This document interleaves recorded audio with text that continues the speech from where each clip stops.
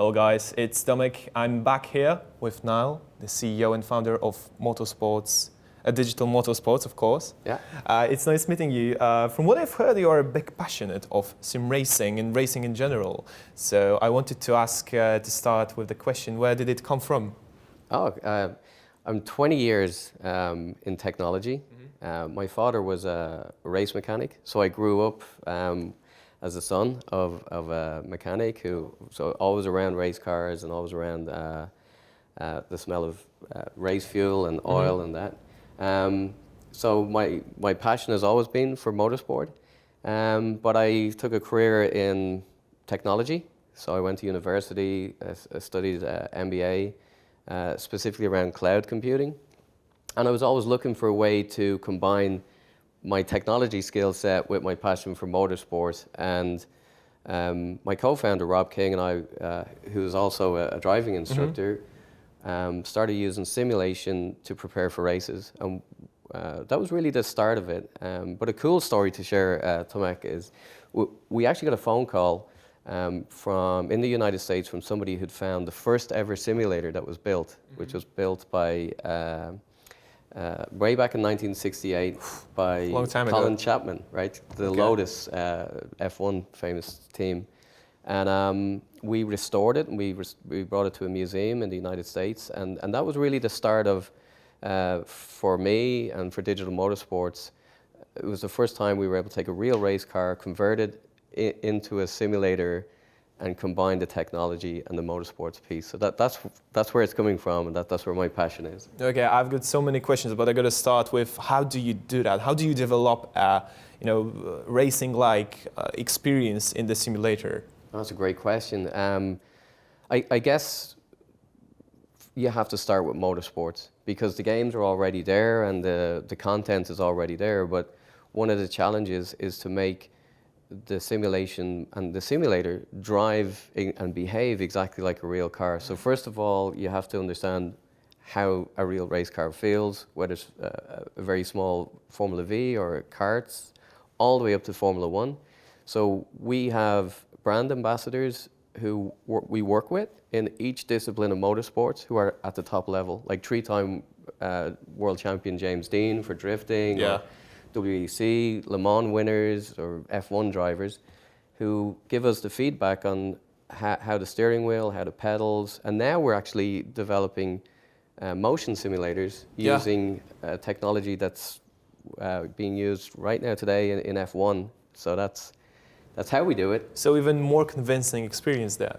Yeah, well, there's obviously limitations in digital motorsport and in sim racing. Particularly, so we differentiate from gaming because gaming is something you can do on your own in a story mode, whereas esports has rules, referees, real winners, real prizes. But one of the big things that differentiates esports from real motorsports is nobody gets injured, nobody gets hurt, which is great. But it does de-risk the sport a lot. So you get a little bit more contact, or you get people taking more risky moves in the digital world than you would in the real world. It might be more interesting. Well, definitely the racing is a lot closer because it's de-risked for sure. Yeah. But in those simulators, are there big differences between, let's say, Mercedes and let's say Haas in F1, or do all the cars drive the same and have the same capabilities? Well, right now. Yes, is the answer to that. So there's a balance of performance in some of the top tier titles and contents and racing games. So you might have different cars, for instance, Porsche versus Lamborghini versus Ferrari. But within the game, they're very equal. So while they look very different, they'll actually do the exact same lap times with the same driver. Okay, so then the skills decide who is the fastest. It's exactly that. Okay. Just going back to the simulators and its experience. So if you were to blindfold me, I would not see the difference between driving a simulator or a car if I didn't know where I am. Well, three key things. And actually interesting you said that because we recently completed a project with in Ireland for visually impaired, Visually Impairment Ireland, where we brought people who were actually blind and put them into real cars to get their feedback Yeah. So some of the things that you can't replicate yet in a simulator is the sensation of G-force. Just gravity is very hard to, obviously the sound, and then finally the smell. There's just something, the smell. especially in a drift car or anything like that, it's very violent, or a rally car. So, Okay, so besides that, are there any other limitations that are just not right now you are not able to overcome right now yet? Yeah, so we're working on key projects for enablement. A huge part of Digital Motorsports' vision is inclusivity, obviously to create a global sport for everyone to partake in. So at that point we're incorporating like high contrast visuals, audio control, voice activation, because as one example, if you're colorblind, you can't race motorsport because the flags. Really? Blue, yellow, red, yeah. Oh. So within the digital world, we can overcome that by just having voice activated flags. So you'd be told blue flag is waving or yellow flag, slow down. Kind of true. Very obvious. Yeah, yeah. When you come up with the idea, it's like, it was just standing there. Why didn't we do that earlier? You're right. Well, we are all aware that Gumball 3000 is in the development, and you guys work closely. Yeah. So I was wondering, what's your part in there, and what are your goals working closely with Gumball 3000 development team? Again, great question, and thanks for asking it. Like, you can see the smile on my face. It's the first time for me to bring 20 years of experience in sim racing and actually bring everything that Digital Motorsports has and offer it into a game. So instead of us putting our equipment and matching it to games, we now have the opportunity to bring real physics models that are used in F1 teams, real car scans, real tracks, and to actually build a driving experience that would be as close as you can get to driving a Lamborghini or a Ferrari as a Porsche in a game. So I'm most excited about this project. Yeah, so people like me who don't drive Lamborghini on a daily basis can experience it. Absolutely. Where should I go to experience sim racing? For example, here in Poland, do you know any places that offer this experience?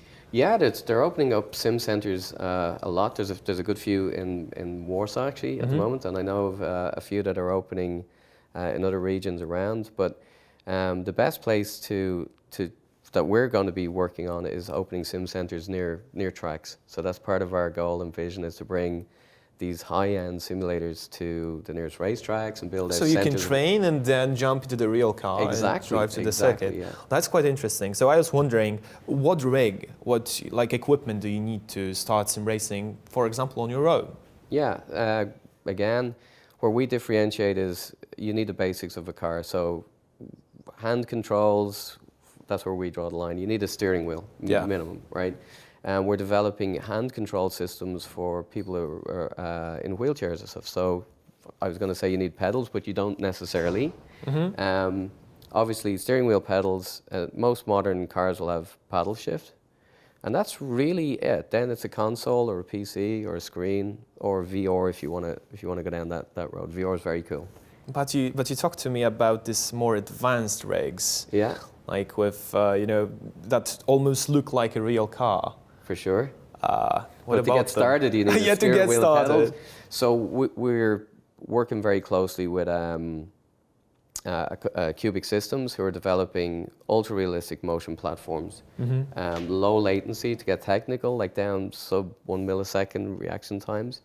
And they'll behave exactly like an F1 car or a rally car or a street car. So you can go from entry point all the way up to the technology that's been used in current F1 teams. Yeah, those are the technological wonders. Yeah. Who could have known that I can drive almost a Formula One car in, let's say, 2 years, or even right now?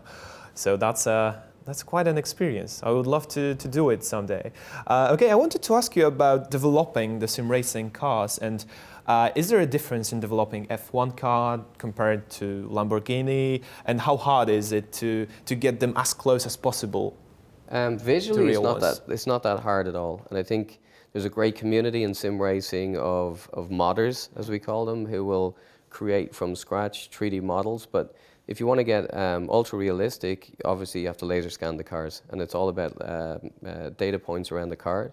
We've taken that a step further in Digital Motorsports through one of our bolt-on acquisitions, that we can now do real replica one-to-one matching of the physics. So it not only looks like the car, but it also behaves and drives like the car, which is unprecedented. Nobody else is doing that. Yeah, because so far the games I have played, there's no big difference between driving a Formula One car and then, I don't know, stepping up to the, let's say, 4v4 big car.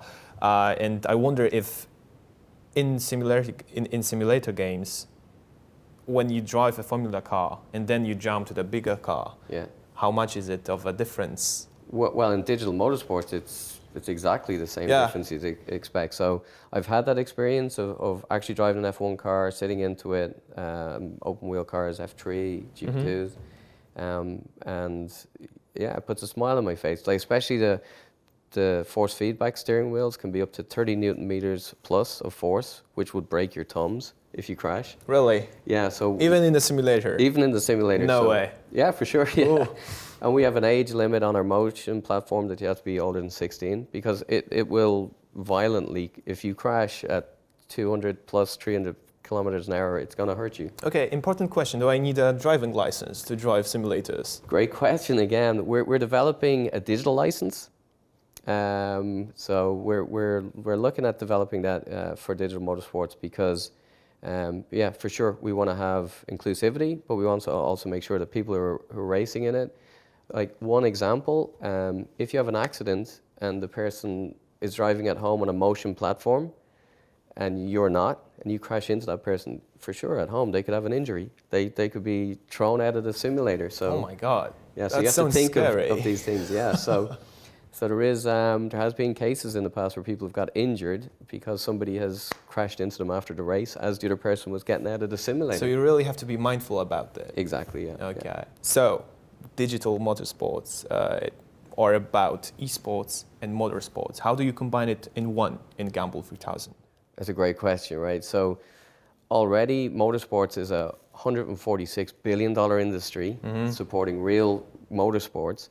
And esports is the fastest growing digital sport, and motorsport within that is the fastest growing esport. So it's a unique market opportunity. It's very exciting for me to take all the knowledge we have in motorsport and all the knowledge that we have in hosting esports. And to that effect, we're actually hosting the Digital Motorsports World Cup. So we're going to be hosting that in Poland to celebrate 100 years of motorsport in Poland. The first rally event was held 100 years ago. And we're going to take the essence of that event, which is going to be held globally and annually. We'll take participants from real motorsports and esports and combine them together for the first time. So everyone will want to see who's better, the F1 driver, the rally driver, you know, the drifter, the esports driver. All of this combined into one event. When we capture that, that'll be the essence and the spirit of what we'll then put into the Gumball games. Yeah, that sounds amazing, and especially with all the fans from different backgrounds that can share this one experience. Yeah. And I was thinking about, you know, converting motorsports fans into esports fans. And vice versa, right? And back esports into motorsports. So it's the first time we'll have the opportunity through the Gumball 3000 platform to bring motorsports, esports, the whole car culture, tuners, everyone who just loves to look at cars, or everyone into one place, and the opportunity is to build that community for everyone to enjoy. Yeah. So, what is the entry level to get into the simulator, sim racing and motorsports? What would you say? From an equipment, or from an ability, or from like? I don't know. Just the entry point. It's general. Well, basically, you need to be connected to the internet because it's a digital environment. Second of all, just an open mindset. So people come from every different background, whether it's just car enthusiast, a fan, esports, someone looking for a challenge, a new sport to dominate, or they may be looking to develop driving skills, racing skills. So yeah, basically, if you have the internet, go to digitalmotorsports.com, and we have all the guides and information there to get you started, and all the equipment. Okay, then you guys know where to find all those information. Then, I remember last time when I was driving in a simulator, I crashed quite a few times. Right. I need to get better at it. Yeah. But one day I'm sure we'll be able to race each other. Well, I hope so. And to that point, we have a great community on Discord at the moment, which is free to join. It's open to everybody, and there is lots of ambassadors on there. What people can you meet there? Everybody. It's global. So we've had races where grandparents have raced their son and their grandchildren at the same time. We've male, female. There's no real. There's great energy, great passion to that community. But for anyone who's new to sim racing or digital motorsports, it's a great community to ask very basic questions like, how do I get started? What's the best equipment?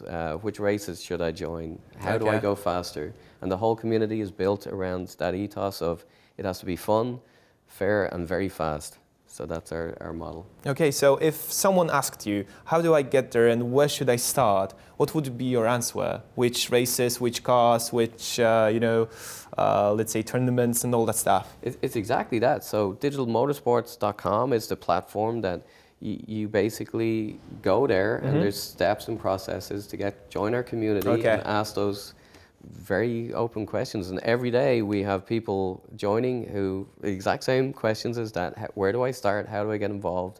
Our races are currently, we have free races as an option, and then we have professional races all the way up to top tier, where you can win thousands as prize money, or we have simulator giveaways. The World Cup, for example, will have a simulator and a large cash prize yet to be announced, but so stay tuned for that.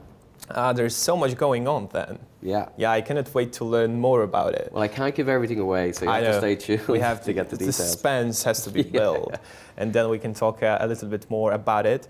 I'm looking forward to that conversation then, when you spill all the beans. Because I am too, because you can tell you cannot wait to share it, but you just cannot do it yet. Thank you so much, Niall. Thank you. It was a pleasure, and I learned so much about motorsports and how it will be in the digital era. And I look forward to coming back and talking more about it in the future. Great. Thanks for having me. Thank you so much. And of course, guys, if you enjoyed it, stay, leave a like, whatever, and see you later.